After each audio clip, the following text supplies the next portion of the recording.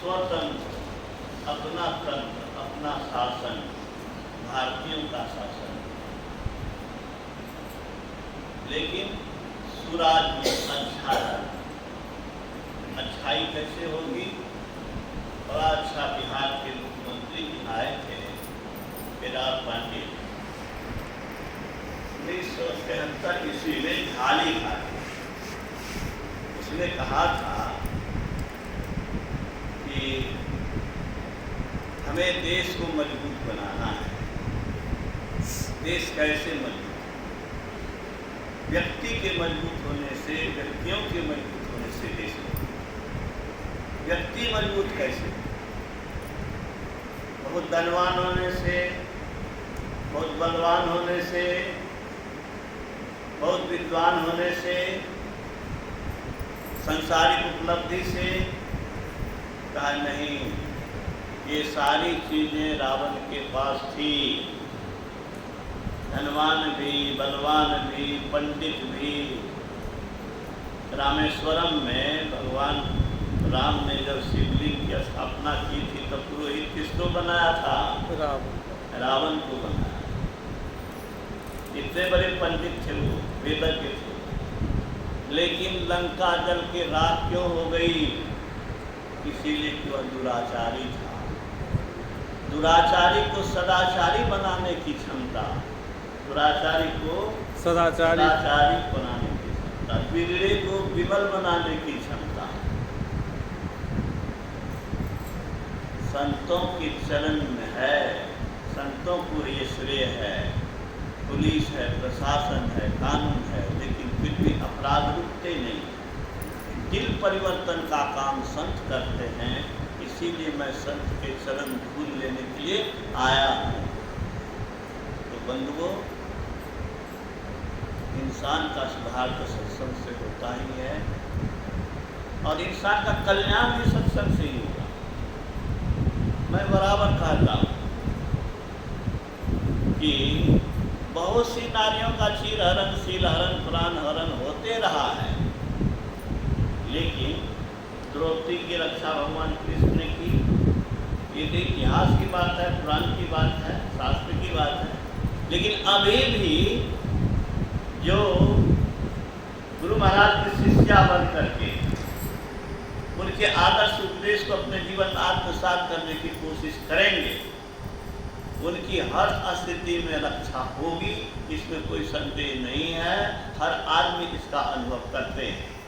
तो अध्यात्म से जुड़ करके तो रह करके अपना भी कल्याण कर सकते हैं और देश का भी कल्याण कर सकते हैं।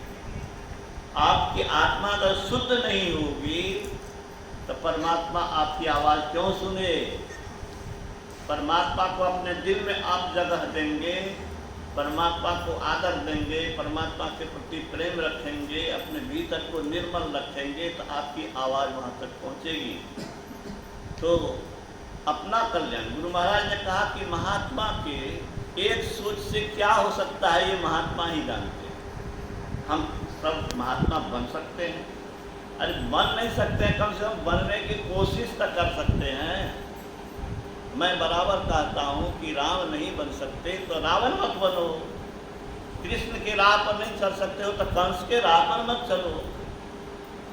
संत के रास्ते पर हूबहू नहीं चल पाते हो तो कम से कम कोशिश तो करो। कोशिश करने वाले हारते नहीं। कोशिश किया हमने, हम फेल कर गए। हम बहुत मेहनत किया परीक्षा में तैयारी करके, अगर हम फेल कर गए तो मेरा क्या दोष है? तो प्रयास हम लोग के हाथ में है। अपने गुरु महाराज के आदर्श को जीवन में आत्मसात करिए। कोई बचाने वाला नहीं है। पहले सोचते थे कि प्रोफेसर बन जाएंगे तो सुखी हो जाएंगे। हाँ, धन ये तक चीज़ की कमी है, वो चीज़ की कमी है। अब कोई चीज़ की कमी हमको नहीं नजर आती है, लेकिन अंदर की उपलब्धि के अभाव में दुख टल नहीं सकता है। जब तक अंधकार में है, आंख बंद करने पर जो अंधकार देखते हैं, समझ लीजिए भविष्य अंधकारमय है। इसलिए आंतरिक उपलब्धि के लिए तो हम लोग को आंतरिक स्वतंत्रता के लिए हम तो अभी मन के गुलाम हैं। काम, क्रोध, लोभ, ईर्ष्या आदि, द्वेष आदि विकार से ग्रस्त हैं और ये शत्रु हमारे को लूट रहे हैं। गुरु महाराज ने यह भी कहा कि विदेशी हमको लूटते थे, लेकिन ये विकार हमको लूट रहे हैं। इन विकारों के कारण हम में जो ईश्वरीय शक्ति है, हम में जो आत्मबल है, जो ईश्वर में गुण है वह गुण हम में भी है, लेकिन गुण नहीं है। क्यों? दरिद्र क्यों बने हुए हैं, गरीब क्यों बने हुए हैं, दुखी क्यों बने हुए हैं, पीड़ित क्यों हैं, बंधन में क्यों हैं? इसीलिए कि काम, क्रोध, लोभ, मोह, ईर्ष्या, द्वेष आदि के चंगुल में हैं और मन की गुलामी कर रहे हैं।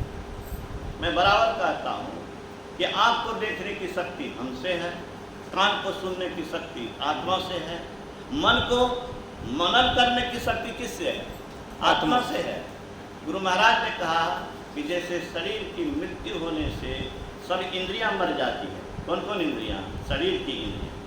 लेकिन मन नहीं मरता, बुद्धि नहीं मरती, चित्त नहीं मरता, अहंकार नहीं मरता। ये कैसे मरता?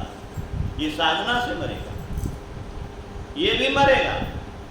और जब तक हम मन इंद्रियों के संग हैं तब तक हम अपनी स्वतंत्रता, अपनी अस्तित्व में अवस्थित नहीं हो सकते, आत्मशक्ति जागृत नहीं कर सकते, हम बलवान नहीं हो सकते, हम कमजोर बने रहेंगे। कमजोर कुचला जाता है। तो संसारिक दृष्टि से अगर देश कमजोर रहेगा तो कुचलेगा। विदेशियों ने कुचला और कुचलने वाले लगे हुए हैं कुचलने में। हम लोग को सावधान रहना होगा। स्वतंत्रता मिली, लेकिन स्वतंत्रता आगे कैसे कायम रहे यह भी वर्तमान पीढ़ी की जिम्मेदारी है। हमारे पूर्वजों ने जान की बाजी लगाया ही नहीं बल्कि जान दिया। कितने लोग जान दिए। भगत सिंह को फांसी की सजा दी, मुझे याद आता है। कैसे थे वो? जिस दिन फांसी देने वाले, फांसी पर चढ़ने वाले हैं, उस समय उनको कुछ देखा कि वो दंड बैठकी कर रहे हैं। तो जो फांसी पर देने वाले कर्मचारी लोग थे, कहा अभी आप दंड बैठकी कर रहे हैं, अब तो आप फांसी पर चढ़ने वाले। क्या कहा उसने? कहा कि बलवान हो कि मैं जाना चाहता हूँ, अगले बार आऊँगा उसको उखाड़ के। देखिए, मरते मरते दम तक देश के लिए यह जुनून। हम लोग देश के लिए क्या कुर्बानी कर रहे हैं, ये प्रेरणा है। तो ऐसे ऐसे लोगों के कारण हम आज आज़ाद हैं और आज़ाद नहीं हैं। ये जो मस्ती देख रहे हैं, ये बिल्डिंग देख रहे हैं, ये हवाई कार देख रहे हैं, रोड पर भरा हुआ कार, ये पीछे रोड था क्या?